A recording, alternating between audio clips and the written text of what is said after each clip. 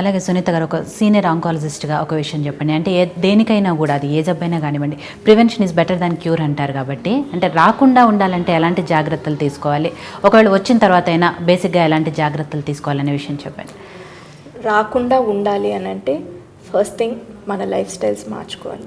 Especially breast cancer గురించి మాట్లాడుతున్నాం కాబట్టి ఈరోజు మన లైఫ్ స్టైల్స్, కెరీర్ అనేది ప్రతి అమ్మాయికి ఇంపార్టెంటే, ఈవెన్ నాకు కూడా ఇంపార్టెంటే. నేను 25 ఇయర్స్ ఏజ్లో బ్రేక్ తీసుకున్నాను. 3 ఇయర్స్ కంటిన్యూస్గా అంటే బాబు పుట్టి వాడు కొంచెం పెరిగేంత వరకు నేను వదిలేశాను. వదిలేసిన తర్వాత నేను మళ్ళీ పీజీ ఎంట్రన్స్ రాశాను. పీజీ ఎంట్రన్స్ అయిన తర్వాత మళ్ళీ యూకే వెళ్ళాను. యూకే వెళ్ళిన తర్వాత ఫస్ట్ ఇయర్ ఇవన్నీ చేసుకుంటూ ఇవన్నీ నడిచాయి ప్యారలల్గా. కానీ 25 ఇయర్స్ ఏజ్లో మటుకు ఒక పిల్లాడైతే ఉండాలి కంపల్సరీ. ఇది మటుకు ఇంపార్టెంట్ అని చెప్తున్నాను.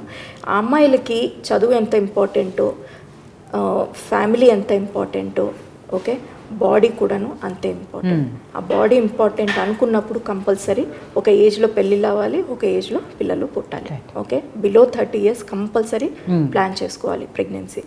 ఇది నెక్స్ట్ థింగ్, సెడెంటరీ లైఫ్ స్టైల్స్కి కొంచెం దూరంగా ఉండండి.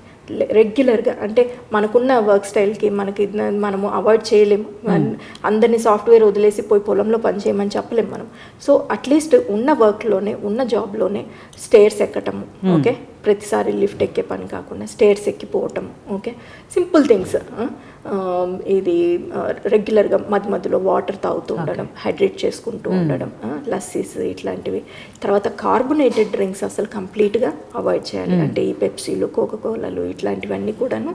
వీటన్నిటి వల్ల ఏంటంటే టాక్సిన్స్ అనమాట బాడీలోకి, అన్నెసరీ మన హెల్త్ మనకు దెబ్బతింటూ ఉంటుంది. జంక్ ఫుడ్స్, ఈ చీజ్లు వీటన్నిటి వల్ల ఏమవుతుంది అంటే మైదా, వీటిల్లో కూడాను ఫ్యాట్ ఎక్కువ బాడీలో పెంచుతూ ఉంటుంది. ఫ్యాట్ బాడీలో పెరగటం మొదలు పెట్టింది అని అంటే హార్మోన్ లెవెల్స్ ఇంబ్యాలెన్స్ వస్తుంది. హార్మోన్ లెవెల్ ఇంబ్యాలెన్స్ రాగానే ఆటోమేటిక్గా బ్రెస్ట్ క్యాన్సర్స్ కూడాను వచ్చేదానికి ఛాన్సెస్ ఉన్నాయి. సో ఇవి మెయిన్ చూసుకుంటే కనుక మిగతాది ఒక అమ్మాయికి ఎంత ఇంపార్టెంటో, కెరీర్ ఎంత ఇంపార్టెంటో, పిల్లలు ఎంత ఇంపార్టెంటో, హెల్త్ కూడాను అంతే ఇంపార్టెంట్. ఒకటి చెప్తాను, మనకు ఏదన్నా ఇంట్లో వాళ్ళకి ఏదన్నా జరిగితే కనుక మనం వెళ్ళి అందరికీ చూడగలం. మనకి ఏదన్నా అయితే కనుక మనకు వచ్చి చేసేవాళ్ళు ఒక హస్బెండ్ రాడు, ఒక పిల్లలు రారు, ఎవరి పనులలో వాళ్ళు ఉంటారు. పిల్లలు స్కూల్ పోవాలంటారు, హస్బెండ్ దీన్ని పోవాలంటారు, లేకపోతే మదర్ ఇన్ లా నాకే బాగాలేదంటది.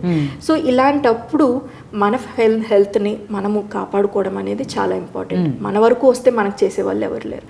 సో మన హెల్తే ఫస్ట్ ఇంపార్టెంట్, ఆ తర్వాతే మిగతా. ఎందుకంటే మనం మంచిగా ఉంటేనే కుటుంబాన్ని మంచిగా చూసుకోగలం కాబట్టి. ఆధునిక జీవితం, అనారోగ్య సమస్యలు, ప్రతి ఒక్కరికి ఏదో ఒక తెలియని సమస్య. చిన్న చిన్న చిట్కాలతో మంచి ఆరోగ్యాన్ని మీ సొంతం చేసుకుందాం అనుకుంటున్నారా? ఇంకెందుకు ఆలస్యం, వెంటనే మా యోయో హెల్త్ ఛానల్ ని సబ్స్క్రైబ్ చేసుకోండి.